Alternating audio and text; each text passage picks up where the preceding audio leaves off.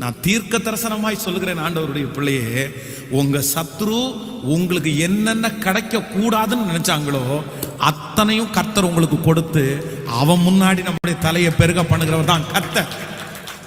அதுதான் கர்த்தர். அவங்க இது கிடைக்கவே கிடைக்கக்கூடாதுன்னு நினைப்பாங்க. இந்த உயர்வு இந்த மனுஷனுக்கு வரக்கூடாதுன்னு நினைப்பாங்க. அந்த உயர்வு கிடைக்காம இருக்கிறதற்கு அவங்க எவ்வளவு ஒர்க் பண்ணணுமோ அவ்வளவு ஒர்க் பண்ணுவாங்க.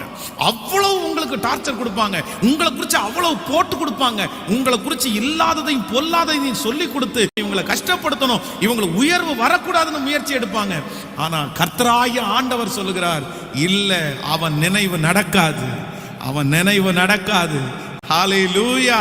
கர்த்தர் அவன் எந்த உயர்வையும் தடுக்க முடியாத அளவிற்கு அவன் கண்ணு முன்னாடியே அவன் தடுக்க நினைக்கிற உயர்வு மட்டுமல்ல, அதை விட எட்டாத, நினைக்காத, நீங்க யோசிக்காத உயர்வை கர்த்தர் உங்களுக்கும் உங்கள் பிள்ளைகளுக்கும் நான் தீர்க்க தரிசனமா நம்புறேன். நான் இந்த பலிபீடத்திலிருந்து கர்த்தருடைய வார்த்தையை சொல்றேன். எத்தனை பேர் நம்புகிறீர்களோ அவர்களுக்கு அப்படியே நடக்க போகிறது.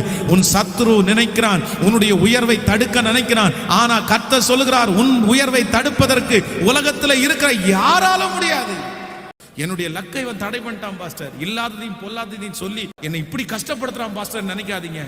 அவன் அப்படி ஒருவேளை அவன் சொல்லி அந்த இடத்திலிருந்து நீங்க வெளியே வருவீர்களே ஆனால், அந்த இடத்திலிருந்து துரத்தப்படுவீர்களே ஆனால், நீங்க மனசை மட்டும் விடக்கூடாது. அதை விட ஒரு பெரிய உயர்வை கர்த்தர் தரப்போறாரு. அதை விட ஒரு பெரிய மகிமை கர்த்தர் தரப்போறாரு. அதை விட ஒரு பெரிய வாசலை உங்களுக்காய் கர்த்தர் திறக்க போறார். அதற்காக தான் கர்த்தர் அதை அனுமதித்தாரே தவிர அவனுடைய யோசனையை நிறைவேற்றுவதற்கு அல்ல.